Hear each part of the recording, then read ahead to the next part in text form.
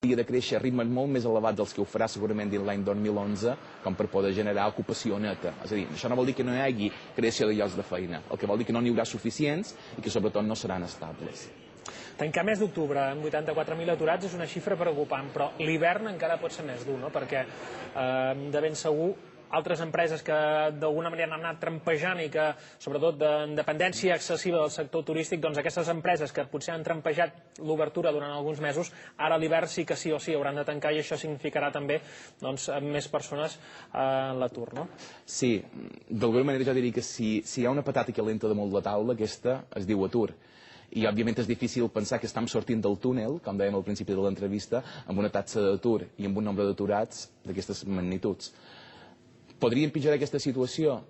Doncs el cert és que sí, primer perquè l'atur té un component estacional. A hores d'ara, la dada que coneixem del nombre d'aturats d'octubre i la taxa d'atur que coneixem de setembre doncs ens situa en màxims històrics, per damunt fins i tot dels darrers 10 setembres. Això vol dir fa 10 anys que no tenim una taxa d'atur tan elevada. D'alguna manera, la taxa d'atur, el nombre d'aturats d'octubre és fins i tot un 3,8% més alta que la d'octubre de l'any passat. Això vol dir que la normalització del comptador laborals encara és molt lluny. I, per tant, això encara ens acompanyarà l'any 2011 i també l'any 2012. Això és mal de digerir. I, per tant, aquí cal precisament posar polítiques molt orientades a facilitar aquesta reinserció laboral, i això passa per reciclatge, passa per formació, passa per canviar d'alguna manera les habilitats i capacitats d'aquests treballadors. Com veu, Toni Riera, aquesta situació que ja sembla que ens esgota perquè es repeteix una vegada i una altra, i estan parlant de turisme, que per una banda sempre estiguem apostant per la qualitat, han d'invertir en turisme de qualitat, han d'aconseguir que els nostres establiments siguin millors, han de reformar la platja de Palma, han de fer... Però, per altra banda, els hotelers cada vegada venen més barat perquè és l'única manera de subsistir. El CREA està molt crític, no?, amb els hotelers que han venut a preu de patató els seus establiments. Bé, el cert és que el centre de recerca no pretén ser crític. El que sí que pretén és dir que no estic a una realitat. I la realitat posa de manifest que les Balears, no només en aquesta campanya turística, sinó des de fa ja molt de temps, doncs opten habitualment per una estratègia tant pública com privada, i quan dic pública com privada me refereixo no únicament en el segment hoteler, sinó també a altres empreses relacionades amb el turisme, com pugui ser el segment de la restauració, el segment del transport, el segment de la distribució, de la comercialització, de les agències de viatges, però també la part institucional, i això me refereixo a les polítiques que empren el propi govern, doncs molt basades fonamentalment a la quantitat, a garantir un determinat nombre d'arribades de turistes. I això, i ho diré molt clar, això és erroni perquè les Balears no tenen un problema de demanda turística. La crisi de Balears en matèria turística és una crisi d'oferta, no és una crisi de demanda.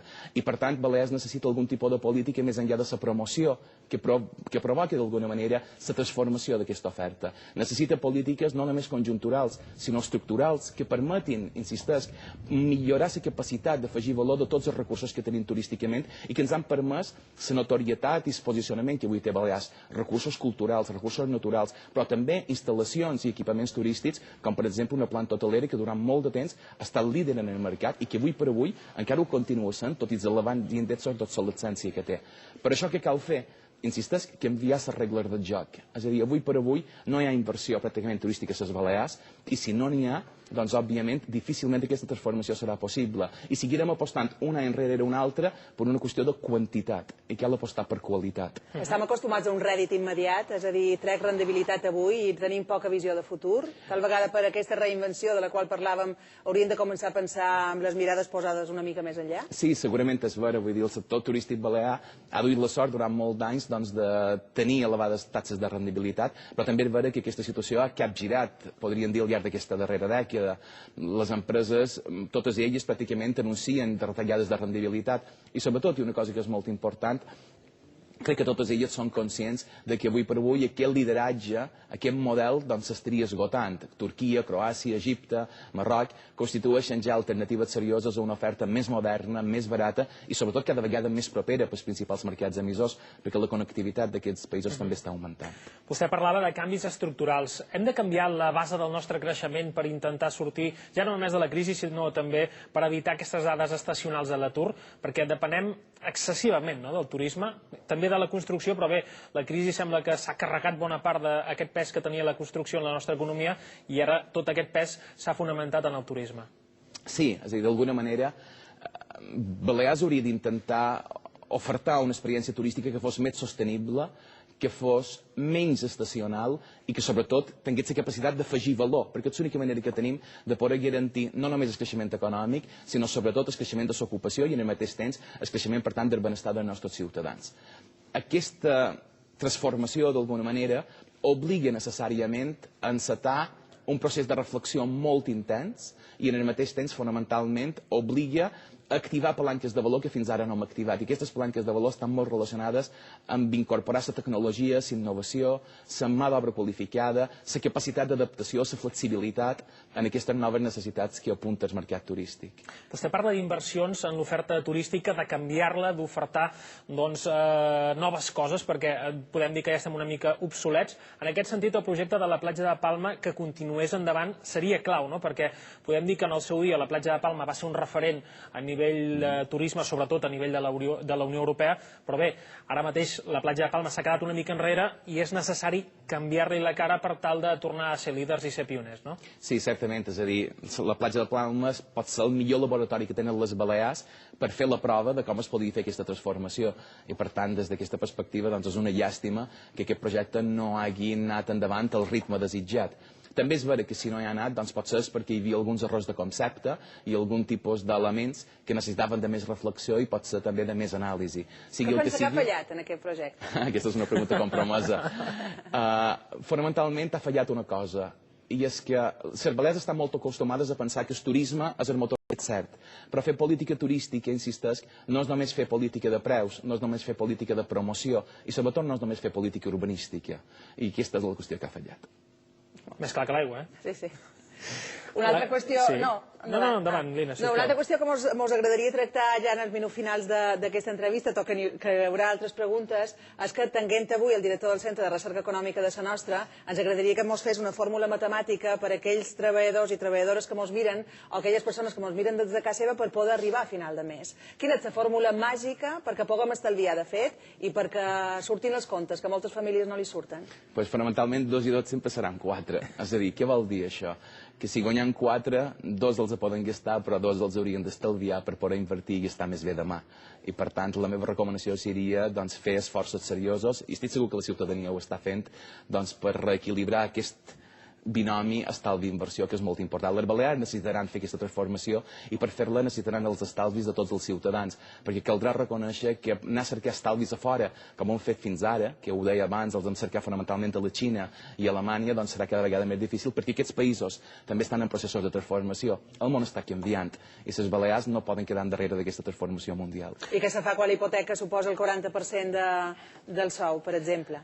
Doncs bé, aleshores caldrà acceptar-ho i sobretot fins i tot per veure que cada vegada suposarà una miqueta més perquè insisteix que el tipus d'interès tindrà tendència a l'alça. Des d'aquesta perspectiva ja va bé ser molt cautelosos al nivell de despeses. Té la sensació que arrel de la crisi econòmica ens interessem més per l'economia, que sempre era una matèria feixuga, els diaris passaven la gent quan llegia el diari ràpid, però ara ja no només a nivell de llegir tal vegada les notícies econòmiques, macroeconòmiques, sinó també a nivell de microeconomia, a nivell, per exemple, d'una llar, doncs estem més, no?, a l'hora de fer la compra, a l'hora de gastar, d'estalviar. Sí, jo crec que això forma part precisament del període de recessió. Habitualment, quan les coses van bé, doncs l'economia passa un segon pla, perquè habitualment a nivell microeconòmic, a nivell de petita llar, a nivell de família, doncs com que tenim bones expectatives, doncs habitualment no controlant tan bé el nostre nivell de despesa ni d'ingressos. El mateix fa l'administració pública, quan les coses van bé, doncs té més facilitat per endeutar-se i per engegar determinat tipus de projectes, i quan les coses no van malament, doncs s'ho ha de repensar més, no? A nivell macroeconòmic, a nivell d'economia, doncs funcionant de la mateixa manera. Vostè parlava, sí, avui ens estem trepitjant. No com us interessa. Això està bé. Avui, per exemple, a Catalunya, la Generalitat de Catalunya ha decidit emetre uns bons de la Generalitat a un tant per cent d'interès a un any de 4,75%, una xifra més elevada, força més elevada del que a dia d'avui ofereixen per un termini molts bancs, i ha tingut una acceptació brutal entre la gent. Vostè pensa que per aconseguir diners també el govern d'aquí de les Illes seria una decisió, seria una iniciativa plausible emetre una sèrie de bons que per a gent que té uns diners estalviats i que en pot treure un bon rendiment s'assumessin i d'aquesta manera també el govern tindria més liquiditat?